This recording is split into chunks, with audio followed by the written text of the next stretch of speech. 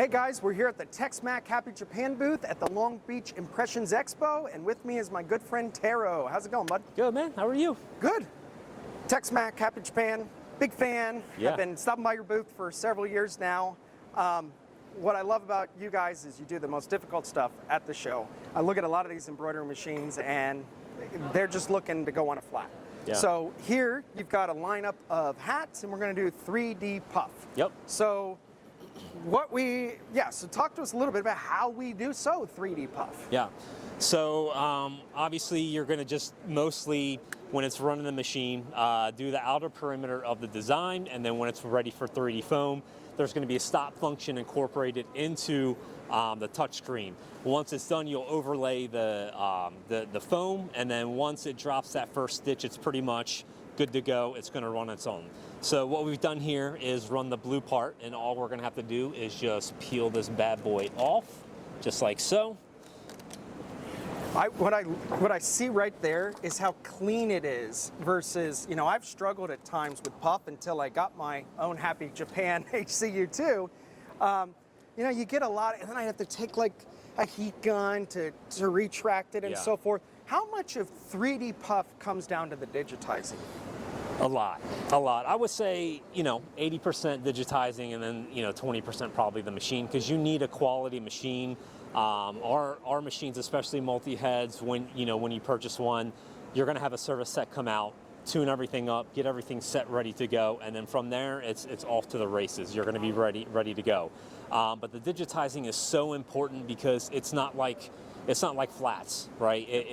You got texture to it, you got curvature to the hat. So, it's really important that when you're sourcing a digitizing person, or even software's got to be quality. But person itself, if you outsource it, you got to make sure they know what they're doing, because it's all about how it's done. Do you know if this was Vitor? I'm not sure, actually. Okay, yeah, I know you guys have had them do it quite a bit, and that's what I use. You get what you pay for when it comes to digitizing. And what I like about some digitizers is hey, we can sew this as a 2D, a couple more dollars more, I'll digitize it a second time for 3D, and so forth. But yeah, I think a lot of embroidery comes down to the digitizing, obviously, and the communication with the digitizer, Taro. Yeah. That's the big thing. Yeah. If you're outsourcing your digitizing and they're not asking you little questions, is it a bouquet? Is it a lightweight polo and so forth? Are you going to use this needle size or this thread weight? That's all going to be factored in. Yeah. And in my shop, if we're going to sew the design for the first time, we're going to do a test sew. Yeah. And if we have any issues, we're going to contact our digitizer and go through it. And again, what I like about like Vitor digitizing is they will do a test sew on their end, just in case, to confirm, hey, you got to fix something you're doing. Yeah. When it comes to doing puff, what are some of the tips and tricks you would say to avoid, or what's going to get you the best results? How much of it is actually in the puff that you're using? I mean, you don't want to get cheap foam, obviously, right? You want to get quality foam. You can order that through us as well at TexMac Direct. But other than foam, you just got to really make sure, you already brought it up, digitizing, right? That's going to be really important. And then the hat quality, also the quality of the actual machine.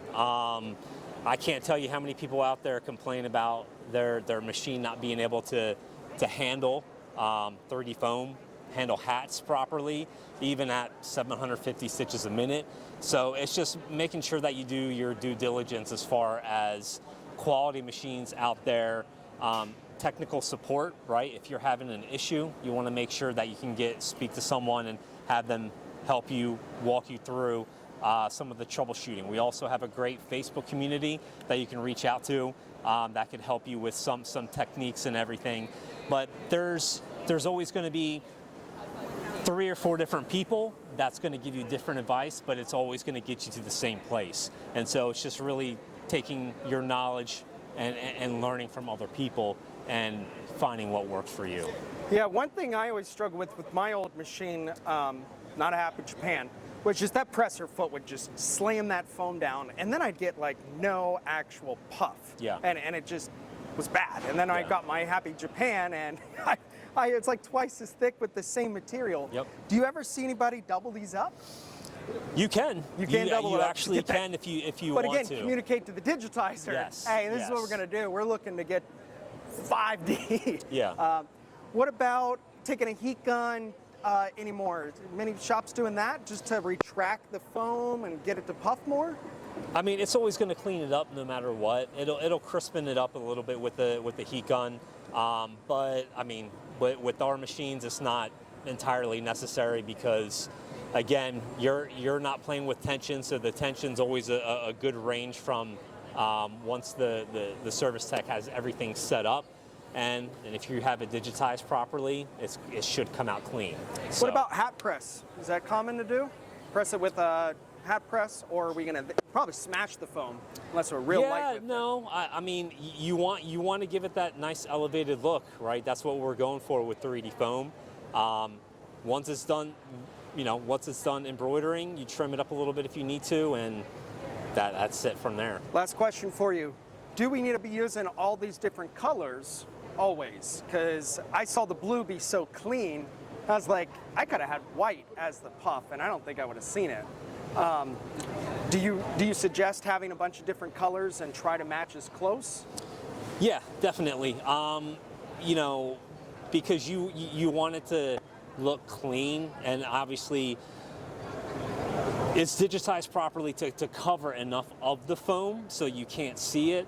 But at the end of the day, it's just better to color match, just like some people use black bobbin underneath, right? Yep. On the inside, if they need to make sure that you can't see anything on the inside of garment or whatever it may be. It's that 2% that might just stick out. And it's that shop owner that's going to go out of his way to make sure they give you something that is crisp and clean.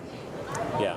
Tara, where can our viewers go to learn more about Happy Japan and TexMac's products? So you can just stop at www.happyjapan.com. That's our machine website. Find all the brochures, any information on our machines, single heads, multi-heads. And then if you're looking for thread, bobbin, needles, foam, hoops, clamps, whatever it may be, you can go to www.texmacdirect.com, and that's all the same company, so you can we're pretty much a one-stop shop on whatever you want to get. And how long's Happy Japan been making equipment? So Happy Japan has been around for over 100 years. Started off with single needle Singer sewing machines. We've been distributing these Happy Japan machines for 50 years, so we've got longevity, customer service, loyalty. We got everything behind this name, Happy Japan, to help you out with your business and get you moving forward. All right, guys. Again, I have a Happy Japan machine in my shop. I love working with the TexMac group. Great guys. And again, what I love about when I stop at their booth every show, your guys are always doing the difficult things. Yeah. And I think that challenge really puts some peace of mind, at least for me, when I'm looking at a machine. I want to see you doing the hard stuff. Yeah. So thank you so much, Taro. Yeah, and guys, check out happyjapan.com.